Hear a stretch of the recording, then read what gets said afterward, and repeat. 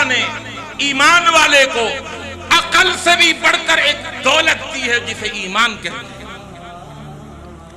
ابو بکر صدیق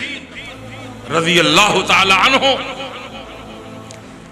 جس رات اللہ نے اپنے نبی کو معراج کرائی، آسمانوں پر بلایا، صبح ہوئی، اللہ کے پیغمبر صلی اللہ علیہ وسلم نے سرداران قریش کو معراج کا واقعہ سنایا کہ رات اللہ نے مجھے بیت اللہ سے پہلے بیت المقدس بلایا، میں بیت اللہ سے بیت المقدس گیا، 1 مہینے کی مسافت، بیت المقدس میں انبیاء کو نماز پڑھائی، انبیاء سے ملاقات کی، اور پھر بیت المقدس سے میں زمین سے آسمان تک گیا، دوسرے تیسرے چوتھے پانچویں چھٹے آسمان تک گیا، جنت کو دیکھا، جہنم کو دیکھا۔ جب اللہ کے نبی کو اللہ نے معراج کرائی، ابو بکر صدیق مکہ میں نہیں تھے، باہر گئے ہوئے تھے۔ ابو جہل نے بات سنی، سب سے پہلا منکر حدیث جو تھا وہ ابو جہل تھا، سب سے پہلا منکر حدیث۔ بات سنی، بات سننے کے بعد اس نے ابو بکر کو تلاش کیا کہ ابو بکر کہاں؟ بتایا گیا کہ ابو بکر بس پہنچنے ہی والے ہیں۔ وہ دوڑتا ہوا گیا اور مکہ کے باہر انتظار کرنے لگا۔ ابو بکر صدیق رضی اللہ تعالیٰ عنہ کہنے لگا، ابو بکر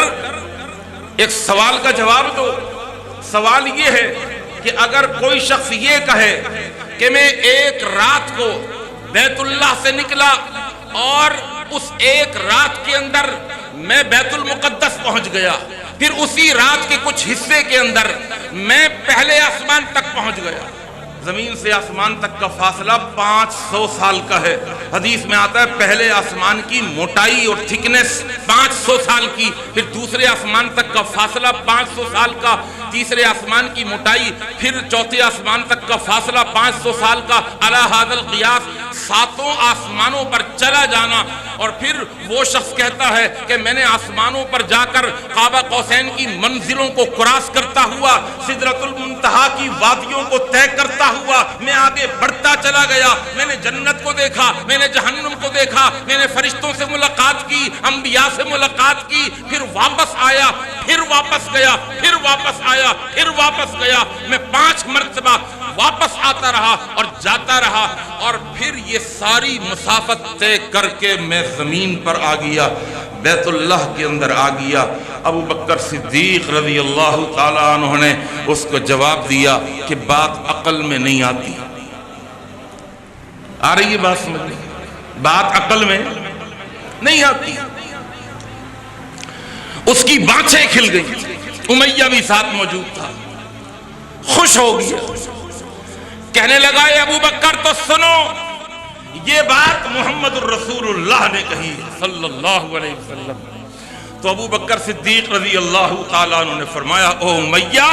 اگر یہ بات میرے محمد نے کہی ہے صلی اللہ علیہ وسلم تو سن، ابو بکر کی آنکھوں کا دیکھا ہوا غلط ہو سکتا ہے، ابو بکر کے کانوں کا سنا ہوا غلط ہو سکتا ہے، ابو بکر کے دماغ کا سمجھا ہوا غلط ہو سکتا ہے، اگر یہ بات میرے محمد عربی نے کہی ہے تو اس کا جانا بھی صحیح ہے، اس کا آنا بھی صحیح ہے، ساری چیزیں غلط ہو سکتی ہیں، میرے محبوب کا سفر معراج غلط نہیں ہو سکتا۔